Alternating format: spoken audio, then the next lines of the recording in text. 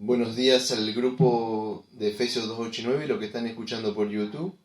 Hoy es martes 31 de agosto del año 2021. En el día de hoy tenemos que continuar con esta serie de estudios que estamos viendo y nos toca ver la misericordia de Dios.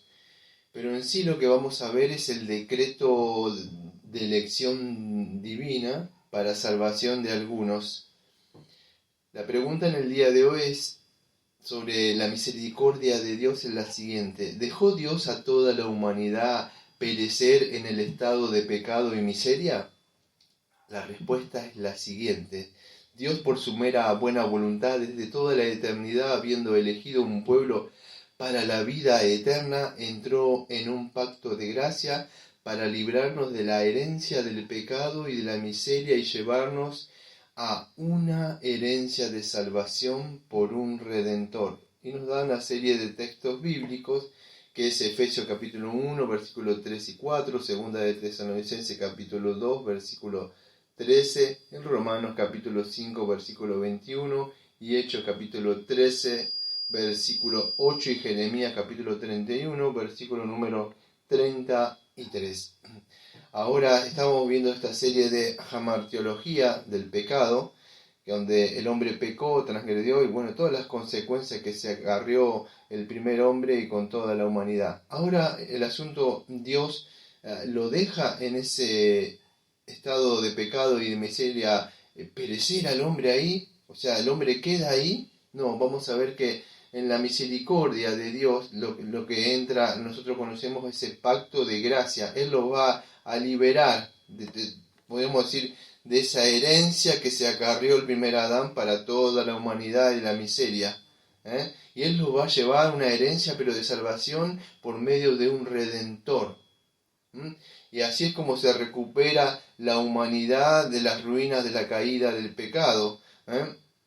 Ahora hay solamente un remanente. Si ustedes van al libro de Romanos, cuando estuvimos viendo esos estudios o las predicaciones expositivas o las cápsulas mismas de Romanos, que también subí al canal de prédicas, se van a dar cuenta que hay un remanente que Dios va a salvar, ¿sí?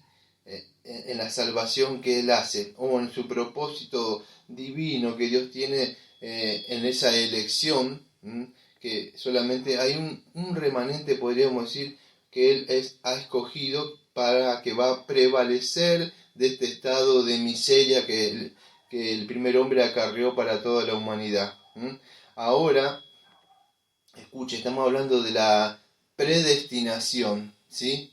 Entonces, esto es un tema profundo, no me da tiempo de hablar sobre esto, pero no todos, vamos a decir, son salvos. Algunos son abandonados y perecen en esos pecados. Dios los deja, ¿sí? Acá no quiero hablar si Dios los pasa por alto o no, porque yo tendría que hablar de otra cosa. Los demás quedan ciegos, no pueden ver, no pueden escuchar. Dios los deja en esa posición. O sea, el decreto de Dios, vamos a decir, los deja ahí, en ese pecado, en la lujuria que ellos que han concebido. Ya está, lo que han sido engendrados en el pecado.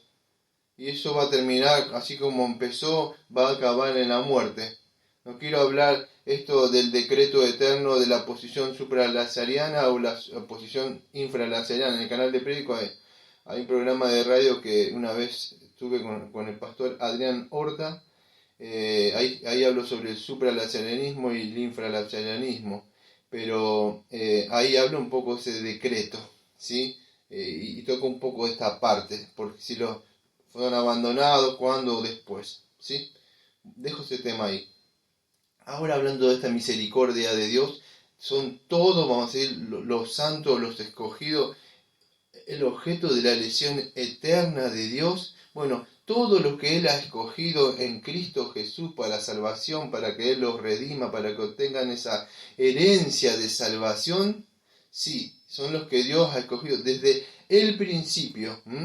Yo creo que es desde la eternidad mi posición. Ya saben cuál es mi posición supra, ¿no? Y es así. Segunda Tesalonicenses capítulo 2, versículo 13. Esos son los que son elegidos para esa eternidad sin fin. Una felicidad eterna, sin fin. Así que solamente esos que Él ha elegido antes de la fundación del mundo, son los que Dios no ha destinado, no los ha, o mejor dicho, no nos ha destinado para la ira, sino para obtener salvación por medio del Señor Jesucristo, por el Evangelio, por medio del Espíritu Santo que nos llama. Es por medio de apartarnos, la santificación como medio. Somos escogidos para la salvación. Y por medio de la santificación somos apartados por el Evangelio, el llamamiento eficaz. Somos elegidos en Jesucristo. Nos ha escogido en Él, como dice Efesios. Y hay un número que ha sido determinado, ni más ni menos. Así es como Él conoce a los que son suyos. ¿Por qué los conoce? O tiene una relación, porque Él mismo lo ha escogido, Él mismo los ha seleccionado. Esas personas son los que ustedes ven, tienen un trato especial con ellos. Ahora este decreto de elección no se extiende, vamos a decir, a todos, sino solamente unos pocos. Son pocos los escogidos, muchos son los llamados que ustedes pueden ver en la multitud. Quizás las iglesias pueden estar llenas, pero pocos son los que son escogidos, pocos son los que son trigos, los demás son pajas nada más. Entonces, todo este decreto de elección se extiende a todas las naciones, no solamente a la nación de Israel, sino que el Señor dice, ha redimido Dios para toda familia, lengua, pueblo y nación. No solamente Israel, sino todos los pueblos. A todos, no importa si sea pecador o el mayor de los pecadores. Pablo dijo, yo soy el mayor de los pecadores. Bueno, yo diría que esa es la condición. Tiene que reconocerse como pecador para poder obtener la misericordia de Dios. Entonces es importante. No se trata de levantar simplemente la mano. Solo una persona tiene que reconocerse como pecadora. Tiene que estar dispuesto esa persona a reconocer que es un pecador, que se arrepienta de sus pecados, que ejerza fe en el Señor Jesucristo, como lo hizo Pablo, como hicieron otros y como lo hice yo. Tiene que estar dispuesto a venir a Cristo en fe, arrepentirse e ir en fe. Como dice la Escritura, el que viene a mí no le echo fuera, pero tiene que venir así, como fueron muchos, por medio de la fe. Y eso es, amados, lo que a nosotros nos trae un gran estímulo a nosotros, consolación, saber que el Señor no nos ha dejado en ese estado de miseria, sino que por su mera voluntad desde la eternidad eligió un pueblo para sí mismo, para entrar en ese pacto. Entonces Dios es bueno, ha decretado ese decreto de elección. Ese decreto de elección está fundado, vamos a decir, es solamente, escuche, en el placer soberano de Dios. No depende de que usted se levanta la mano, si se ha portado bien, nada de eso, porque solamente a Él le ha placido por su mera voluntad. Usted ni siquiera existió cuando Dios, ya en su plan eterno, intratrinitario, no existía ni siquiera una molécula, un pensamiento, nada. Y Él ya tenía planeado todo. Tendré misericordia del que tenga misericordia, dice el Señor. Hablando de la misericordia, acuérdese, cuando hablamos de la misericordia, habla de ese plan desde la eternidad para librarlos de la herencia del pecado, ese plan de redención por medio de Cristo. Es por medio de quien quiera Él tener misericordia. No hay nada en la criatura que lo mueva. No es como el arminianismo que dice, no, Dios en su presciencia vio, imagínese que Dios en su presciencia tenga que ver algo para elegir, eso no sería Dios. Dios tiene que ver desde la eternidad, a ver, eso sería adquirir conocimientos. Voy a mirar adelante, imagínese que usted tenga que ver adelante qué va a pasar, si pudiera hacerlo. No, significa que usted no tiene información, tiene que preadquirir información a ver qué va a pasar en algo. No, ese no es Dios. Lo que sucede adelante, en cualquier tiempo, para nosotros tiempo, porque es eterno, no hay tiempo, es porque Él lo ha establecido. Entonces no es porque va a ver en su presciencia. Y presciencia no es como dice el arminiano. No es preconocimiento, nada que ver, es otra cosa. pero no es así. Entonces, no es que mira y dice, me va a elegir, lo voy a escoger. No, las Escrituras dicen que vosotros no me habéis elegido a mí, sino que yo os he elegido a vosotros. Y esto es un secreto, es un mysterium, lo dice Pablo. Un mysterium sería un misterio. Es el misterio de su voluntad que le agradó revelarlo por medio del Evangelio, ahora por los apóstoles, como dice Pablo en esa época. Es firme, es irrevocable, no cambia, amados, no hay uno más ni uno menos. Ese fundamento de Dios está seguro. Usted dirá, ¿cómo es esto? ¿Qué? No, yo lo digo hace años, no empiece a dar vuelta a aquello, ¿y por qué si soy escogido? Usted, de verdad, la Biblia le muestra que usted es un pecador, la condición es ir a Cristo, arrepiéntase de sus pecados, vaya a Cristo. Eso es lo que debe hacer usted. No indagar. Después, cuando entramos, nosotros, a mí me gusta hablar del decreto, de la providencia, del supralazarismo, del infralazarismo y de todas esas cosas. Pero primero asegúrese de entrar. Arrepiéntase de sus pecados. Ejerza fe en Cristo. Después de otras cosas podrá profundizar. Cuando está dentro de la casa, a ver cómo era esto. Pero primero entre. Ahora ejerce, vamos a decir, Dios. Toda gracia solamente es por medio de Jesucristo que obtenemos. La única bendición para entrar es por medio de Jesucristo, que somos bendecidos con toda bendición espiritual en los lugares celestiales. No hay acá bendiciones, la bendición material, no, es bendiciones espirituales. Y esto desde este pacto de gracia, yo le digo, en el consejo eterno, en el pacto intratrinitario, amado, hubo un compromiso mutuo que a mí no me da tiempo de hablar, cuando hablamos de la teología pactual, en este propósito entre el Padre y el Hijo. Había que ciertas cosas que tenía que cumplir el Hijo, en este consejo de paz que iba a haber entre ambos. Todas esas promesas del pacto son hechas principalmente, escuche, al Señor Jesucristo. Se llama la misericordia de David. Son hechas a Cristo, si Cristo cumple. No es que yo tengo que hacer esto, aquello, o levantar mi manito para poder. No, es en Cristo, en Él. Él es el heredero, incluso de nosotros mismos. Somos un regalo para Cristo. Él ganó todas esas promesas. ¿Vio cómo dice el himno? Todas las promesas. Bueno, fue un pacto con Él tenía que venir a cumplir. Entonces es importante, todo eso que se exigió, todas las condiciones del pacto, los tuvo que cumplir en el Señor Jesucristo. ¿Qué es lo que tenía que hacer en este pacto? ¿Qué tenía que hacer este Redentor?